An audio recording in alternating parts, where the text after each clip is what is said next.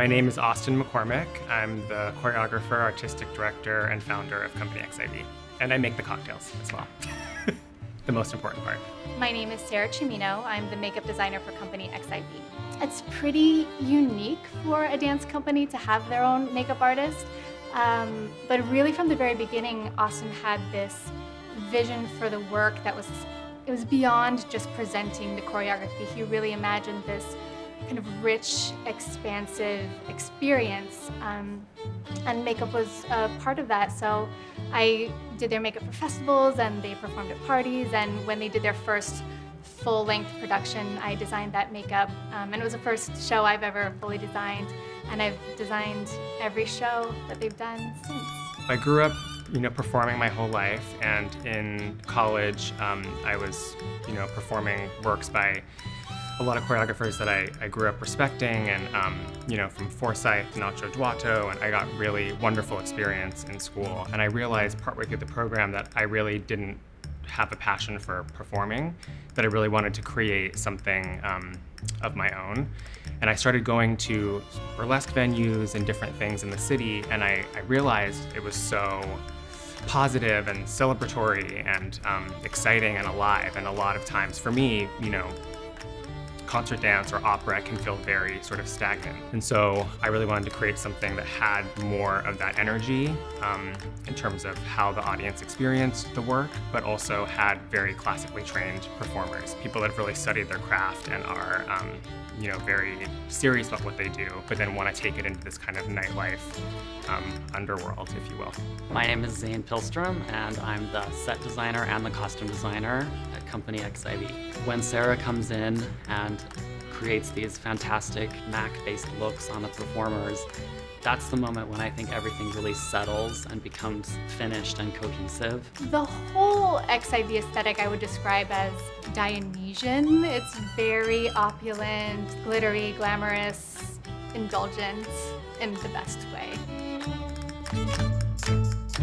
I grew up on a farm in rural Oregon where the only culture was the gas station. My best friend was my pony growing up. She was a white Shetland pony, and I would dress her up in costumes from movies like The Wizard of Oz or Lawrence of Arabia. I would dress my pony up as in black veils and big black tassels and things like that. So I mean, that carries through to my work today. The general aesthetic at XIV is a sort of mixture between highbrow and lowbrow, and this sort of fusion between the two. We call ourselves Baroque Burlesque, and I think right there you have the Baroque, which is the grand and women in Watteau-backed gowns parading around palaces, and then you have the burlesque aspect, which is the seedy circus and the sort of colorful magic tricks and the comedy and the bodily humor.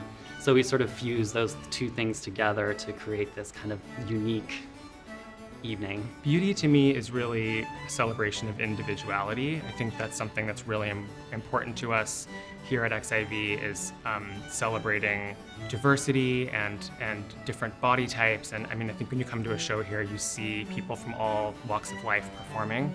And I think what Sarah and Zane and I strive to do is really bring out what we see as, the beautiful soul of each performer.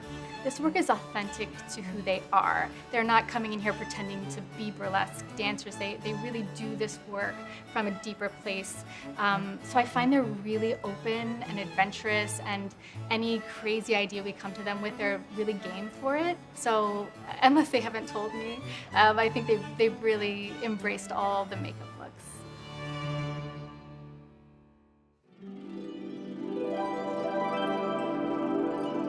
We're in the neighborhood of Bushwick, Brooklyn, which is known for sort of edgy nightlife and bar scene and a lot of graffiti and street art. And so I think people are surprised when they come to our venue and walk through the doors and see something so opulent and glamorous. We don't have a lot of height in the theater, but we like to fly in special moments throughout the evening in our shows. This is some of our newer tricks. These are antique children's nursery chandeliers. And they sold them like in, I think, the mid-century. They're collector's items, and we have a dozen or so here. This is our main stage, which we've been setting up in different venues around New York for 10 years. We've dragged it to all different spaces and all different theaters. This is our carousel bar. Zane designed these amazing carousel horse glass displays. We've actually used these on stage to serve the audience before. We've made champagne cocktails and then sold them from the edge of the stage. Mixing cocktails is one of those skills that just evolves over time. The bar program and the bar menu changes for every single show. So part of what I do in conceiving the show is really think about what cocktails would work with the theme and really kind of conceive that as part of the whole audience experience. We've just launched Nutcracker Rouge Cocktails and Burlesque at home, and I've designed 8 signature cocktails to go with the streaming entertainment available on our website. I've come up with what I call the pear Mactini. I'm gonna teach you how to make it today. Fill your mixing glass with ice. Grab your jigger and pour 1 ounce of your favorite vodka, 1 ounce of pear liqueur, and half an ounce of pear brandy. I love this brandy because there's a pear inside the bottle. It's a great host or hostess gift. For the most important, decadent, glamorous part, we're gonna add food grade glitter. Make sure that's food grade glitter and not craft glitter or MAC eyeshadow. Give that a stir. Grab a fancy glass. Just to finish the cocktail, we're gonna give a little squeeze of citrus, about 1/4 of a lemon, garnished with a fresh pear. And it wouldn't be a true XIV cocktail without a healthy splash of champagne. Cheers and happy holidays.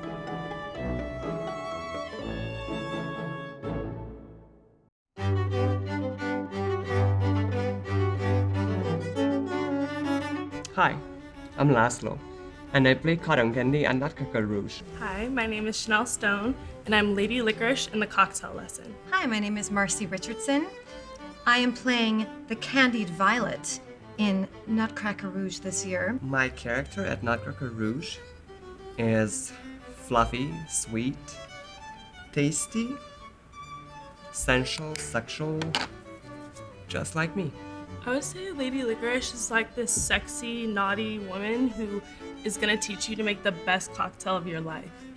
My character of the Candied Violet in Nutcracker is very joyful, exuberant. She has that joie de vivre, very bubbling over with just joy and cheer. She's also very passionate and sensual. There's a section of the piece where she gets very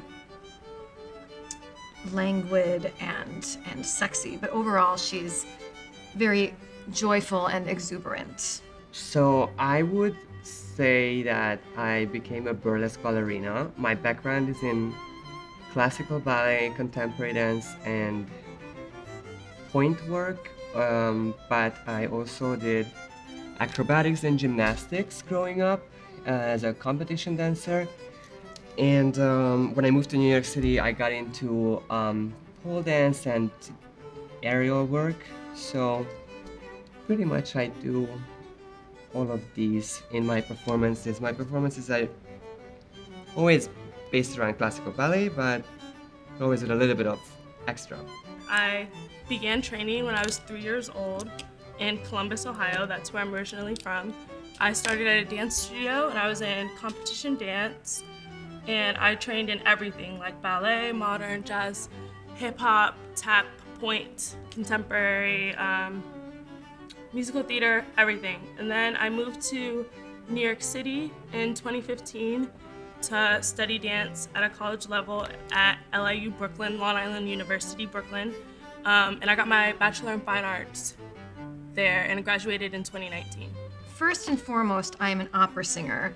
And 10 years ago, I picked up pole dancing and circus arts. So my MO these days is I am an opera singing acrobat. So I do full acrobatic pole routines, or aerial routines while singing opera at the same time? For someone that wants to get into the theater world, I guess I would tell them to just remain curious and like always have the part of you that is still a student and willing to investigate and explore whatever it is that your craft is or whatever it is that you're interested in. There's no point of arrival, and there's always more to learn and more to grow. And if you always have that open mind of trying to be better and find another way and just like learning more about what you do and learning the history of what you do, then like what's meant for you will come for you. It's a magical experience that you can have working in this industry. I mean, just walking into this theater every day, it's pretty amazing how I can transform to my everyday life to this environment and working with all these people. So yeah, I would say try to be as unique as possible, because they're so and open-minded, because I feel like through my years I had so many people who inspired me to be better, and that happened because I was open to that. But also there can be challenges when people try to change you, who you are, and I think it wouldn't be rewarding. So try to be as unique as possible, because that's what people are looking in this industry. Beauty to me is,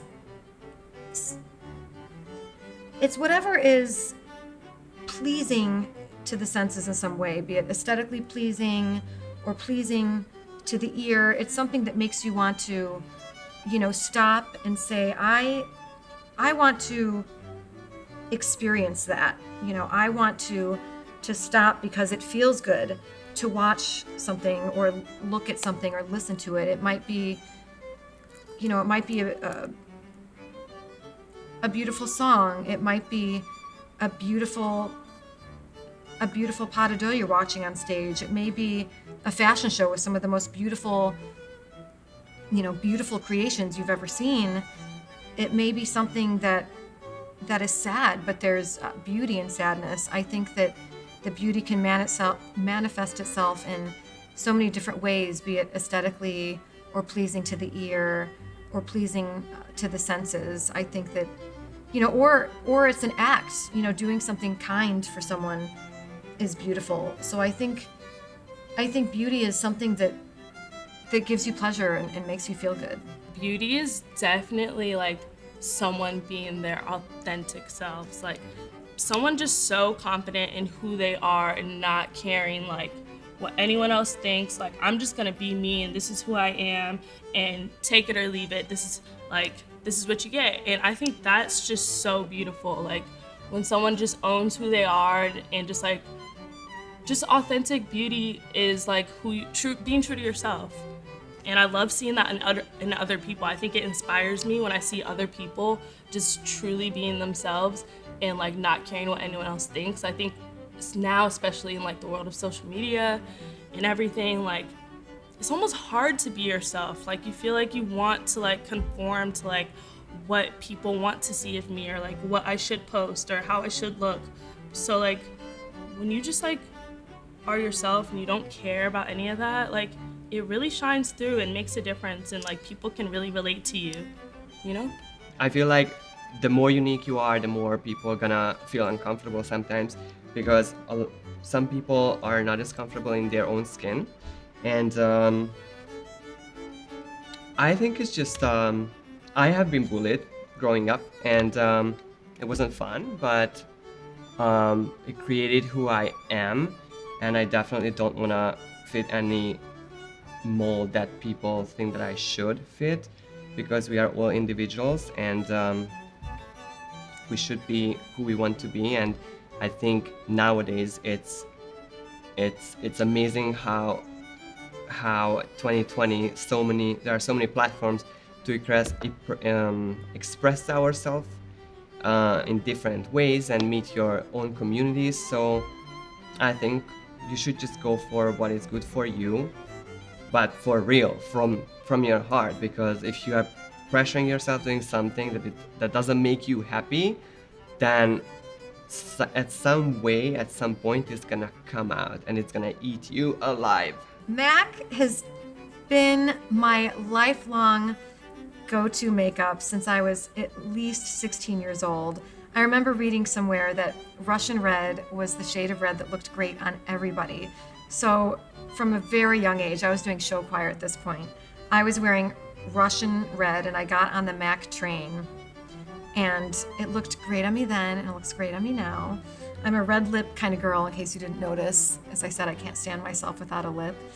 And as soon as I got my first summer stock gig in college, you know, you go somewhere in the cornfields and you do theater for $100 a week or something like that. You know, if you present MAC with your resume or proof that you're a working artist, you can join the MAC PRO program. So I joined MAC PRO as soon as I possibly could from, you know, I think I was maybe 20 years old, and I've used and loved MAC this entire time, and I'm just so thrilled that the companies I work with also use MAC because, again, it feels like home. My favorite MAC product is definitely Photo by MAC. I wish I could show it to you. Like, I wear it every single day. It's a lipstick that's like a brown shimmery, like I wear it every single day. It's like a kind of a nude, but like, you know, really sexy. And it's like my tube of it right now is like dug out, you know, when you're using a lipstick so much that you like have to start to stick your finger in it. Times are tough, haven't gotten a new one. I need to get a new one, but that's how much I use it. Like, it's my favorite MAC product. Ruby Woo lipstick. And I love using this highlight from MAC. It's a pearl color, and so this is a highlight, but I actually apply it on my eyelids every day.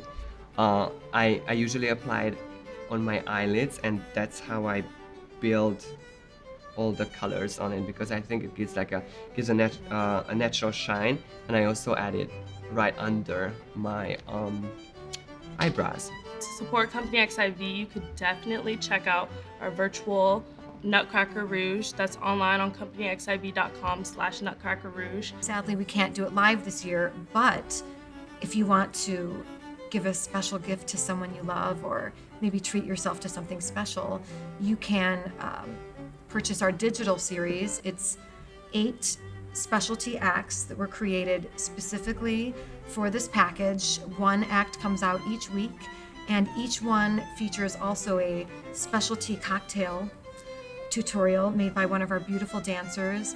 And there are multiple ways you can give the gift. You know, you can just do the digital series. You can also treat yourself to the digital series with a beautiful barware set, or you can treat yourself to the series, the barware set, and all of the fabulous ingredients to make these beautiful cocktails as well.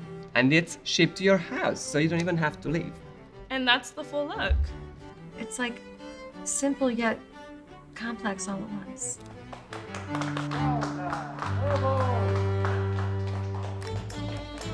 MAC has been fabulously supportive over the years to XIV. It's allowed, Sarah to come up with some fantastic designs. We really do what we love, and we're so lucky to be, in this city as, working artists. And so it's something that I think we're all really missing right now in this difficult and really kind of isolating time. This environment really is home for a lot of people, and so we're just very anxious to get back to it.